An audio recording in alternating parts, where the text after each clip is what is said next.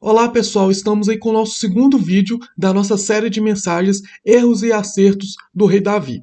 Hoje o tema que eu quero abordar com vocês é não aceite ofensas ao Deus vivo. Vamos lá no texto. Davi era filho de Jessé, o efrateu de Belém de Judá. Jessé tinha 8 filhos e já era idoso na época de Saul.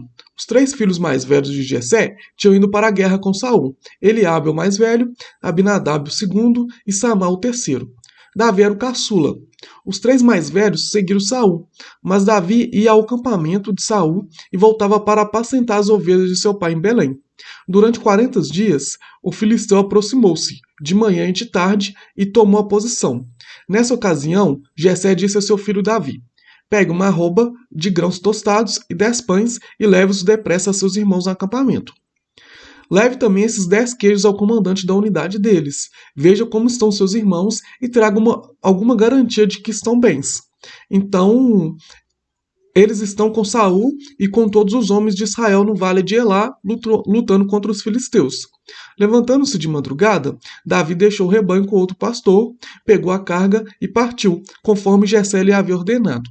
Chegou ao acampamento na hora em que com um grito de batalha, o exército estava saindo para suas posições de combate. Israel e os filisteus estavam se posicionando em linha de combate frente a frente.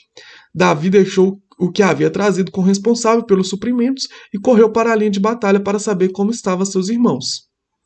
Enquanto conversava com eles, Golias, o guerreiro filisteu de Gate, avançou e lançou seu desafio habitual, e Davi o ouviu. Quando os israelitas viram o homem, todos fugiram cheios de medo. Os israelitas diziam entre si: vocês viram aquele homem? Ele veio desafiar Israel. O rei dará grandes riquezas a quem o vencer. Também lhe dará sua filha em casamento e isentará de impostos em Israel a família de seu pai. Davi perguntou aos soldados que estavam ao seu lado: o que receberá o homem que matar esse filisteu e salvar a honra de Israel? Quem é esse filisteu incircunciso para desafiar os exércitos do Deus vivo? Repetiram a Davi o que haviam comentado e lhe disseram: é isso que receberá o homem que matá-lo. Esse texto está lá em 1 Samuel, capítulo 17, o verso 12 ao 27.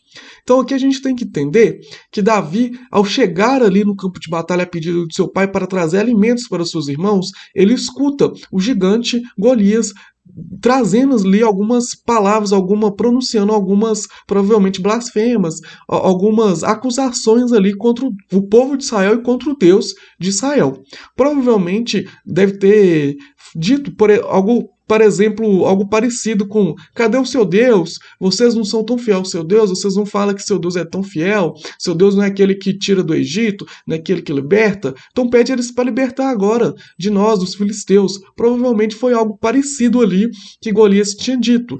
Davi, ao escutar tudo aquilo, Davi, ele fica ali numa espécie ali de fúria, de ira, e pergunta: quem que é esse filisteu incircunciso para desafiar os exércitos do Deus vivo?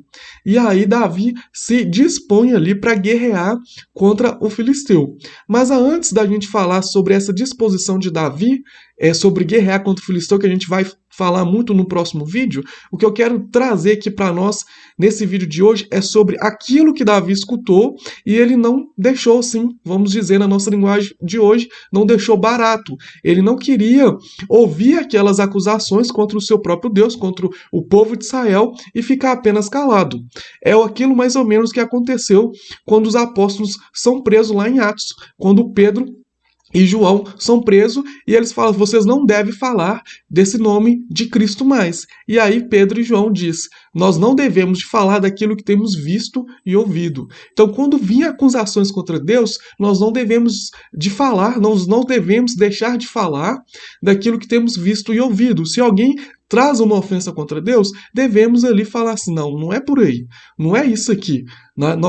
Hoje nós vivemos no país, por exemplo, aqui no Brasil, não todo mundo, infelizmente, mas aqui pelo menos no Brasil vivemos num país aqui democrático, um país ali com liberdade religiosa, com liberdade de pensamentos. Então, por mais que a pessoa pode ir lá falar mal do nosso Senhor, como a gente vê muitos ateus, como a gente vê hoje muitas pessoas falando mal de Deus, né? Inclusive, hoje aí tem um dilema aí da ideologia de gênero falando mal de Deus, falando que a Bíblia é arcaica. judaica, devemos nos posicionar como cristãos e falar não. Não é assim. Porque quando a gente não nos posicionamos como cristãos para defender a nossa fé, nós estamos sendo omissos. E Tiago vai dizer lá na sua carta que aquele que sabe fazer o bem e não faz, comete pecado. Ou seja, aquele que é omisso, né, aquele que sabe fazer o bem e não faz, comete pecado. Então, aquele que é omisso é pecado. Então, quando as pessoas vier questionar a nossa fé, vier questionar o nosso Deus, devemos nos posicionar como verdadeiros cristãos e defender. E não ficar calado diante das circunstâncias. Porque senão agora é isso, daqui a pouco vai só aumentando o nível de perseguição no campo das ideias que somos perseguidos aqui em nosso país. Hoje nós não temos perseguição física, mas existem países, por exemplo, no Oriente Médio, que existe perseguição aos cristãos de forma física. Mas eu tenho certeza que antes de começar a perseguição de forma física lá no Oriente Médio, começou no campo das ideias, no campo dos pensamentos.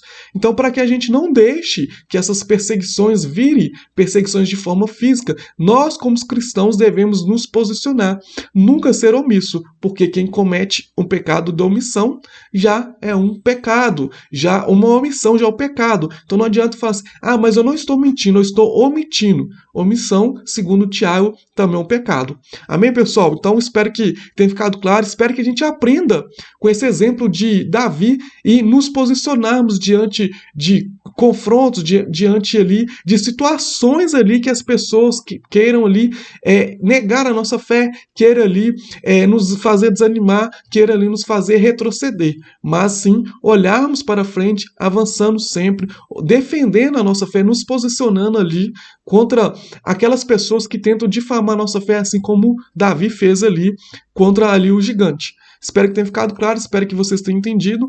Se você gostou, deixa aí o seu like e se inscreva no nosso canal e te espero na próxima semana com mais um vídeo da nossa série de mensagens. Deus abençoe a sua vida.